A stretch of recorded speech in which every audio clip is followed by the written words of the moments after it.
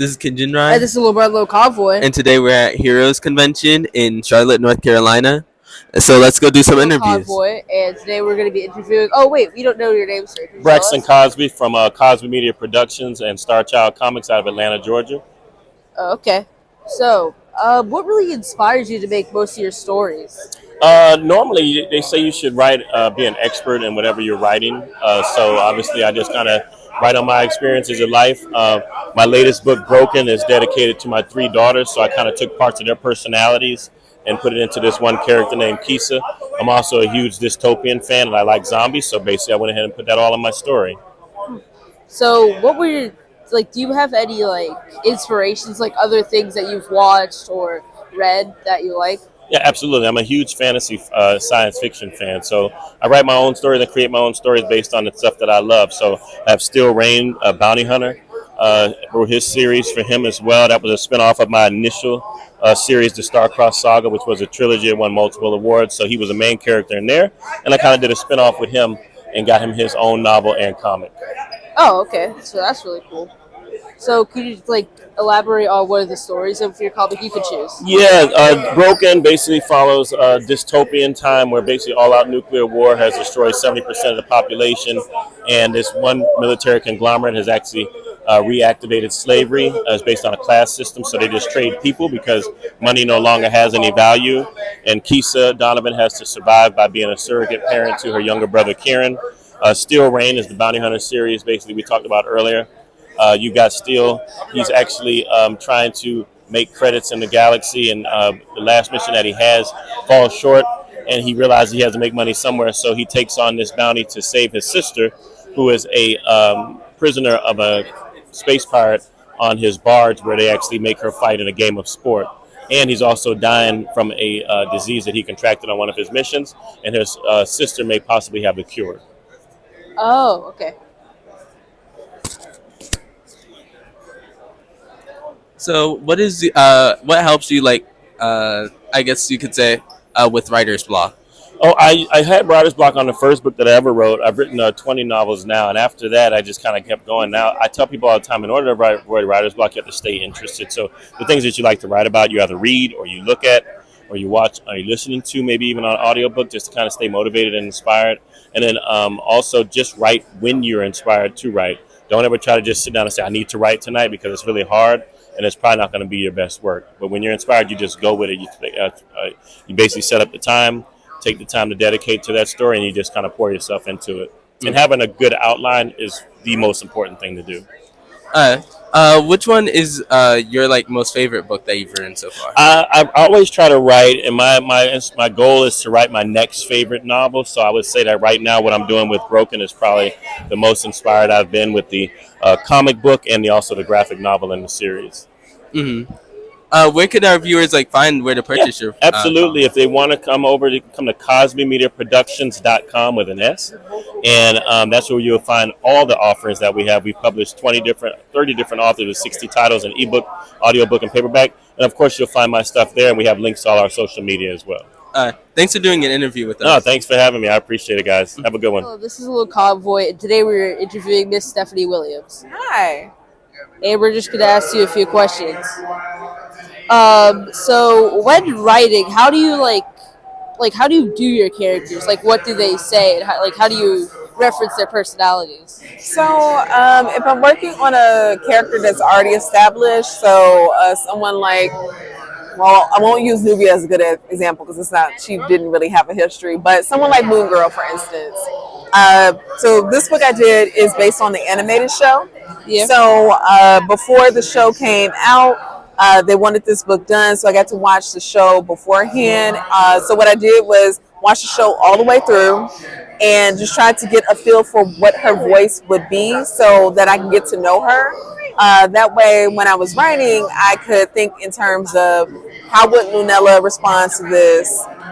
What would she say? What would she do? For some of my creator-owned stuff that I'm working on currently, for those characters, sometimes I pull tarot. So I pull tarot cards.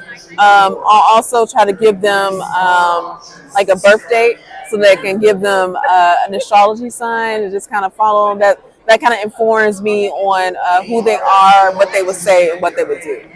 Oh, okay. So, what is your favorite thing that you've written so far? What is your favorite thing that you have written so far? That is a great question. Well, I'm going to say it's something new. So I've been working on a comic called Street Sharks. It'll be out for IDW. This was a cartoon that my brother and I loved when we were, I don't know, like around 6 or 7. It's been really fun to work on this because I had no idea that I would have a chance to work on a cartoon that I enjoyed when I was younger. We had the toys, but Street Sharks has been the most fun. And this will be out in September. Oh, okay. Yeah. So, Here, take it. So, how do you deal with like writer's block? Right. So I'm still figuring that out. It varies.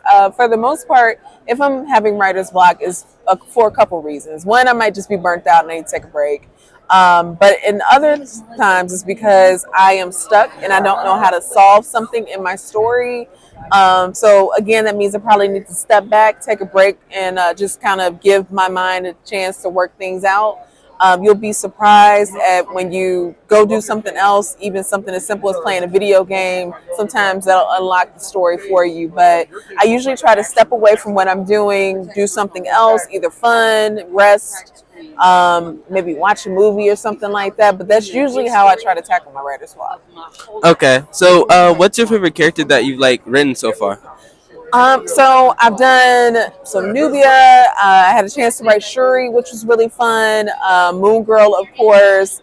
I got to write Rocket Raccoon, which was really cool.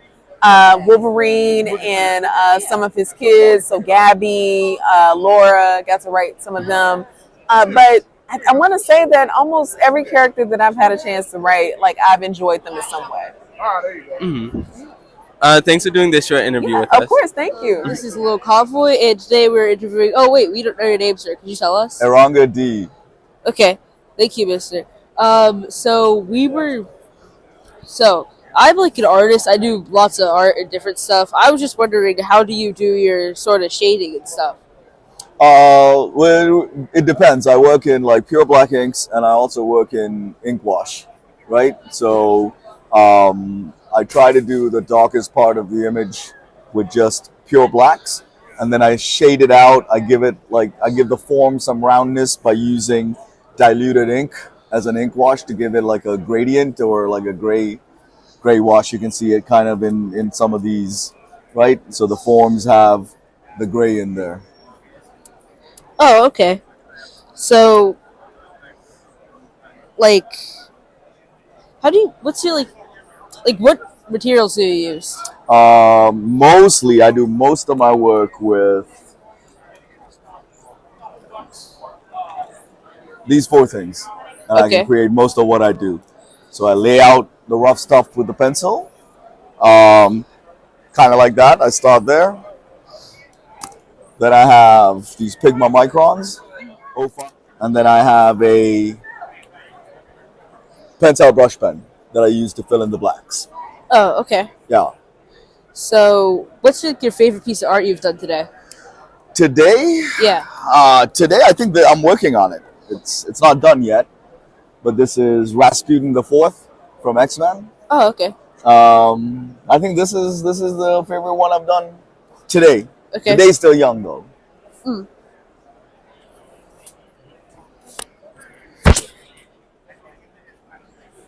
Oh, doing a little tag team action here. Okay.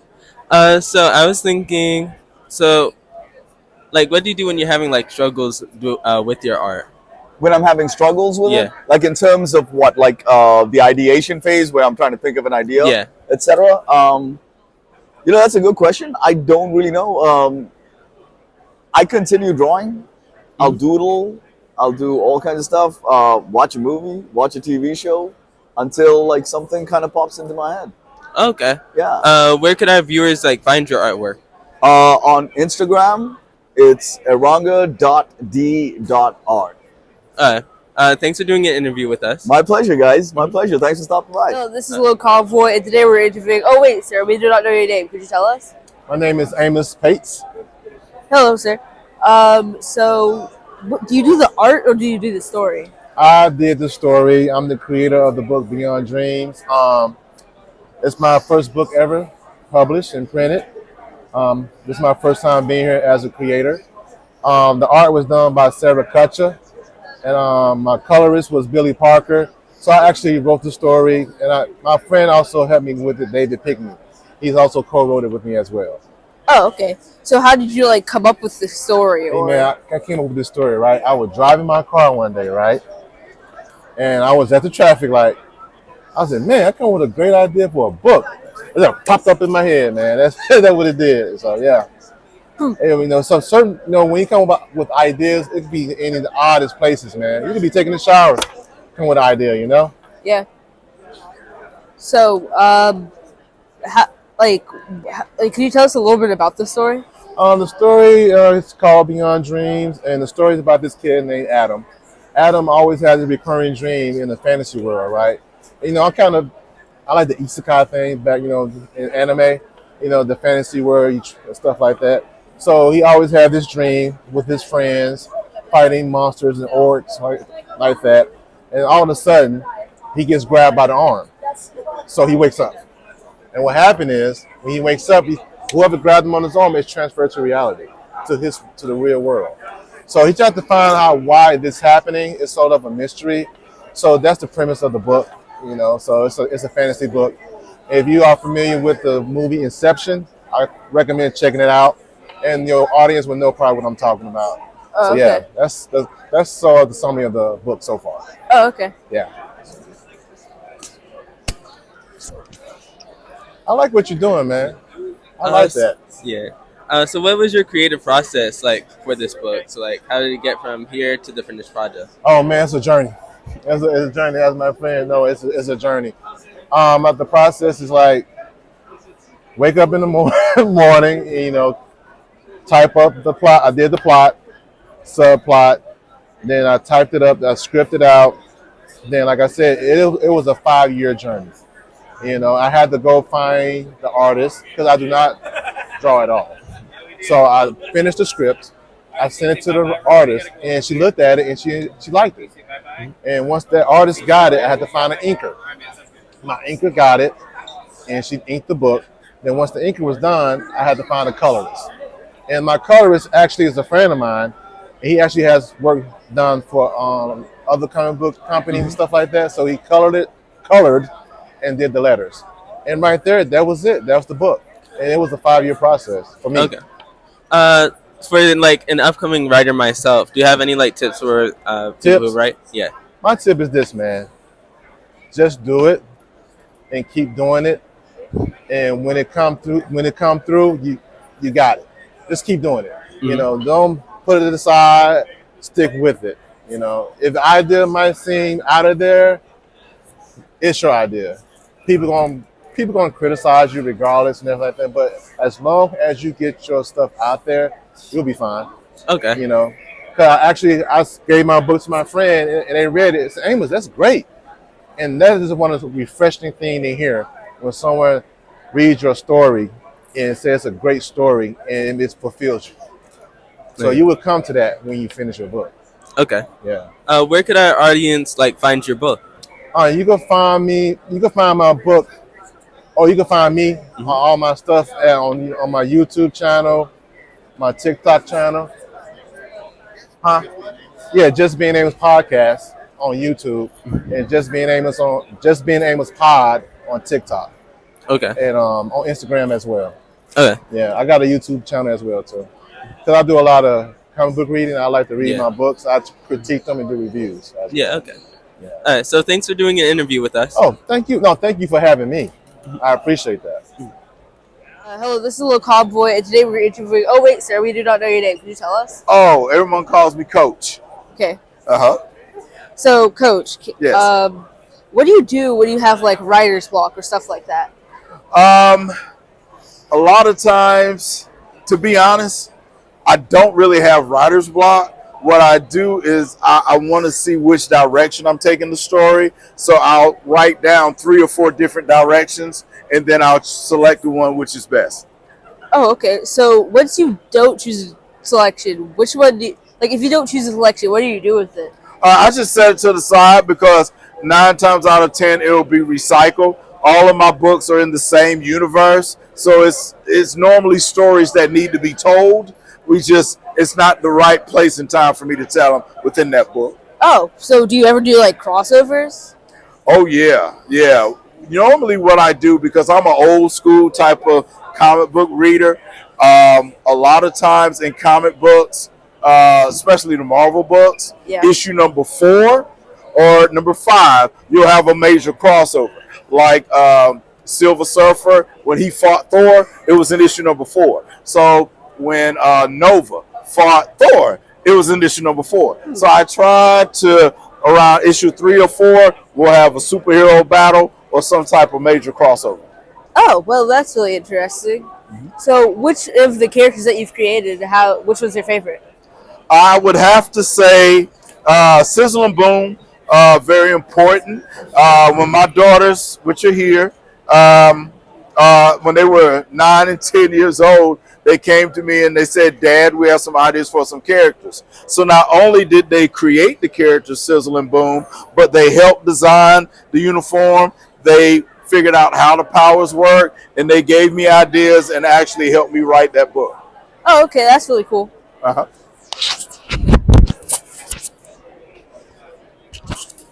So, where would you recommend like readers to pick off, like with your books, or start off with your books? If you were going to start, it really depends on if you like superhero groups or if you like individuals. I always recommend Rough Justice #1, because Rough Justice #1 not only starts off by telling you where Rough Justice fits within our universe, it also tells you how superheroes came to be in our universe.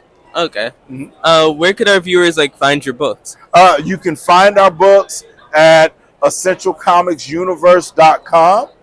And right now, we're on the edge of moving them in the stores. So eventually, you'll be able to find them in your local store. But if not, if you want to get them before then, you can find us at almost any con, at almost any state in America. Okay. Thanks for doing an interview with us. Oh, no problem. Thank y'all. The interviews were really fun today. What did you learn, Little Convoy? I learned a lot about art and stuff and writing. Yeah, I enjoyed like learning how to write, how to deal with writer's block. It was really fun. Remember to like, share, and subscribe. And remember, all things kids. All things cool.